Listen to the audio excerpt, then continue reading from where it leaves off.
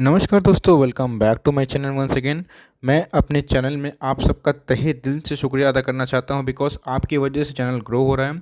और मैं चाहूँगा कि आप तक सबसे पहले मैं स्टॉक मार्केट रिलेटेड सारा चीज़ आप तक पहुंचाऊं। और चैनल में अगर आप नए हैं गाइस तो प्लीज़ चैनल को सब्सक्राइब करें और बेल आइकन को भी ज़रूर प्रेस करें। इससे मेरा सारा नोटिफिकेशन आप तक सबसे जल्दी पहुंचेगी। तो गाइस देख सकते हैं कि मैंने इस चैनल पे बहुत सारा स्टॉक अपडेट भी करा है और बहुत सारे ऐसे रीज़न भी हैं जो निफ्टी को प्रभावित करते हैं और अच्छे अच्छे स्टॉक्स का टारगेट लेवल भी शेयर किया हुआ है। और जिस स्टॉक में मुझे अपॉर्चुनिटी दिखती है और मुझे लगता है कि मैं अपने फ्रेंड से डिस्कस करूं कि कोई कोई स्टॉक ऐसा भी है जो मैं उसको स्टॉक नहीं पैसे छापने की मशीन कहूँगा, क्योंकि उसने एक साल में अपने इन्वेस्टर्स के पैसे को 3 गुना तक कर दिए हैं।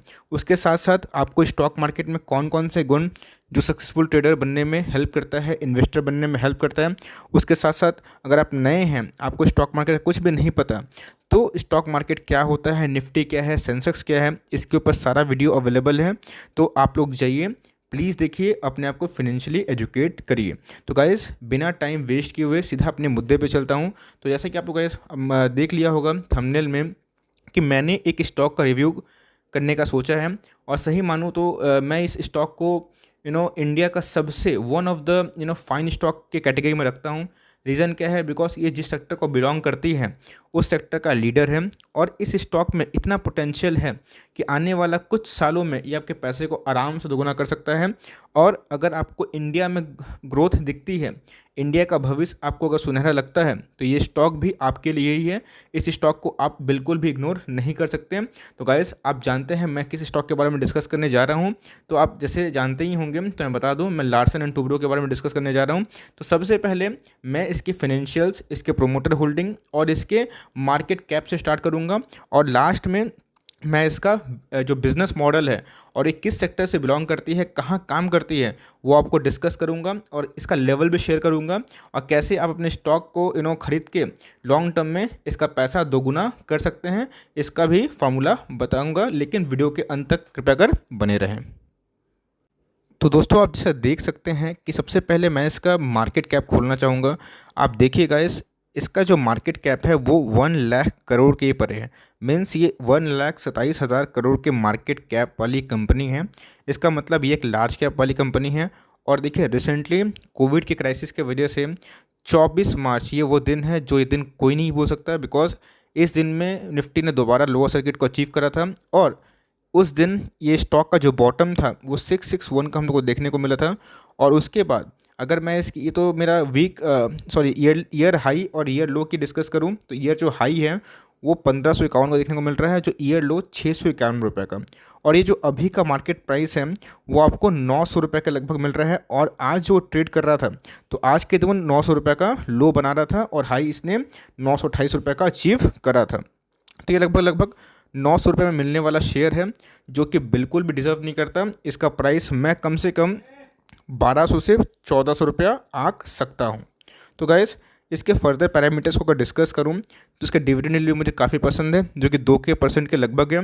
और अगर बात करूँ उसकी इंडस्ट्री पी की, तो इंडस्ट्री पी से ऑफकोर्स थोड़ा प्राइम वैल्यूएशन पर ट्रेड कर रहा है। तो ऑफकोर्स इस स्टॉक में थोड़ा दम है, इसीलिए इंडस्ट्री पी से थोड़ा ज़्यादा में ट्रेड कर रहा है। और इसकी डिलीवरीज भी अच्छी खासी हम लोग को देखते हुए मिल रही है, जो कि बहुत टॉप नॉच वाली बात है। इस स्टॉक में गौर करने वाली बात यही है दोस्तों कि आप देख सकते हैं कि इस स्टॉक में जो एफआईआईस और डीआईएस जो मार्केट के प्लेयर्स होते हैं उनका स्टेक आप देख सकते हैं। दोनों मिला के एफआईआईस और डीआईएस मिला के ही लगभग आपका 80% का स्टेक अपने झोली में रखे हैं। और जो रेस्ट है वो एचएनआई के पास है और रिटेल के पास है। लेकिन इस स्टॉक का जो मुझे सबसे खास बात लगता है और जो मैं हमेशा किसी भी स्टॉक में नोटिस करना पसंद करता हूँ, वो होता है उसका इंश्योरेंस कंपनी का होल्डिंग। देखिए दोस्तों, ये ज़रूरी नहीं है कि इंश्योरेंस कंपनी जिस स्टॉक पे होल्ड करे वो स्टॉक अच्छा होना ज़रूरी है, लेकिन मैक्सिमम 99% केसेस में ये हम लोग को देखने को मिलता है कि जो इंश्योरेंस कंपनी है वो कोई एरा गैरा स्टॉक पे अपना स्टेक नहीं उठाता। वो सीधा सीधा एक अच्छे स्टॉक पे जिसका फ्यूचर प्रोस्पेक्ट सुनहरा होता है वो उसी पे ही स्टेक बढ़ाता है। जैसे हो गए LICs, HDFC life, SBI life, यही लोग जो दिग्गज होते हैं इंश्योरेंस कंपनी के, वो अपने स्टेक को बढ़ाते हैं या फिर घटाते हैं। तो आप देख सकते हैं जहां 2 से 3% स्टेक को मैं सॉलिड मानता हूं, आप देख सकते हैं इसमें इंश्योरेंस का होल्डिंग। आप देख के गाइस चौंक जाएंगे। और ये किस कद का स्टॉक है, चलिए आगे के स्लाइड में डिस्कस करते हैं। आप देख सकते हैं कि मैंने नेट सेल लगाया है। ऑफ कोर्स मैं ईयरली की बात करूंगा, बिकॉज ईयरली से ही ज़्यादा समझ में आता है। बिकॉज कभी कभी कोई क्वार्टर में अप्स तो कभी क्वार्टर्स में डाउन्स देखने को मिलते हैं। ये एक सीज़न पे डिपेंड करता है, कंपनी के कॉन्ट्रैक्ट पे डिपेंड करता है, कंपनी के बिजनेस मॉडल क्या है, अभी थोड़ी देर में आपको समझाऊंगा। लेकिन उससे पहले आप देख सकते हैं कंपनी का जो टोटल सेल्स है 1,35,000 करोड़ का सेल्स है। गाइस 1,35,000 करोड़ तो बहुत का मार्केट कैप भी नहीं होता है। और ये कंपनी 1,35,000 करोड़ का 2019 में सेल करी थी, जो कि इस साल 1,45,000 करोड़ का सेल हम लोग को देखने को मिल रहा है, जहाँ पे सेल्स में हम लोग को बढ़ोतरी आराम से दिखाई पड़ रही है।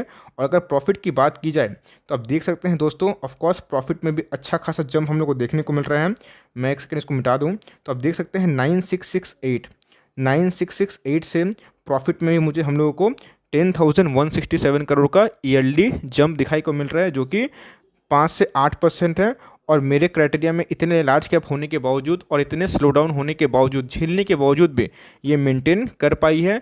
यही इस स्टॉक का खास बात है और यही स्टॉक इसको दिग्गज बनने में मदद करता है। एक और पैरामीटर है गाइस जिसके ऊपर मैं आपको एकदम नोटिस करवाना चाहता हूँ। कंपनी का देखिए लाइबिलिटीज़ तो ऑफकोर्स है, बिकॉज ये जिस सेक्टर में बिलोंग करती है उसमें लाइबिलिटीज़ का बहुत बड़ा योगदान है। मीन्स योगदान बोलूँगा तो मीन्स लाइबिलिटीज़ हमको देखने को मिलेगा, बिकॉज ये क्रेडिट सेक्टर में बिलोंग करती है, तो लाइबिलिटीज़ होने एकदम कॉमन सी बात है। लेकिन अगर आप कंपनी का रिजर्व एंड सरप्लस देखिएगा तो रिजर्व एंड सरप्लस 66,000 करोड़ का रिजर्व एंड सरप्लस है, जो कि ऑलमोस्ट एक पिडलेट इंडस्ट्री जैसे दिग्गज कंपनी का मार्केट कैपिटलाइजेशन भी शायद होगा, ठीक है। और इतना ये कंपनी रिजर्व एंड सरप्लस लेती है, यही रीज़न है जिसके वजह से ये कंपनी आप देख सकते हैं दोस्तों कितनी बार बोनस दी है। बोनस का मतलब होता है कि अपने शेयर्स को मल्टीप्लिकेशन, जहाँ पे 1:2 का बोनस दी थी, जहाँ पे फिर 1:2 का 2000, आप देख सकते हैं बहुत लॉन्ग टर्म से ये कंपनी बोनस देती आ रही है। तो भाई आप देख सकते हैं कि इसका इतिहास क्या है। 1965, 1969, 1973, 1979, 1982, और मैं स्लाइड को नीचे कर दूँ, ओके तो अब फिट आएगा शायद। और उसके बाद 1982, 1986, 2006, 2008, 2013, 2017, अगर मैं इन सब बोनस को अगर इंक्लूड कर दूं तो ये एक शेयर 900 का नहीं बल्कि 1 लाख से भी ऊपर देखने को, इवन 5 लाख भी हो सकता था। तो गाइस इसके ऊपर क्या लॉजिक है, तो भाई मैंने अपने ही चैनल पे विप्रो के शेयर को कैसे मल्टीप्लाई करके आज 100 रुपया 7 करोड़ बने, है ना, इसके ऊपर वीडियो मैंने बनाया है। और कैसे 10,000 रुपया विप्रो ने 700 crore over long period of time बनाए हैं। और ये सारा बोनस का खेल होता है, स्प्लिट का खेल होता है। अगर अभी तक उस वीडियो को आप लोग नहीं देखी है तो प्लीज़ जाइए, वरना बहुत कुछ मिस कर देंगे। तो इतना बोनस देने वाली कंपनी है और इतना दिग्गज कंपनी है, लेकिन मिल क्या रहा है, मिल रहा है उसका 40% डिस्काउंट में। अगर मैं रफली बोलूँ तो 40% डिस्काउंट में अभी अवेलेबल है। और ऐसे स्टॉक में मैं क्या बोलूँ, ये एकदम इस लेवल पर डिजर्व नहीं करता है। अगर इसमें गिरावट होता है तो गाइज हम लोग को ऐड ऑन करना है। फर्स्ट टारगेट इस स्टॉक का 905 रुपये है, जो कि इस लेवल पे मैं माल इकट्ठा करना शुरू करूँगा। इसके नेक्स्ट लेवल जो है वो 890 और 875 हम लोग को देखने को मिल रहे हैं। अगर ये स्टॉक उधर से स्लाइड करता है तो 800 का लेवल भी जा सकता है, अगर मार्केट में कोई भूचाल आया, कुछ प्रेशर देखने को मिला तो। अगर गैस 800 आया तो आप आंख बंद करके लमसम इन्वेस्ट कर सकते हैं एटलीस्ट 3 इयर्स तक।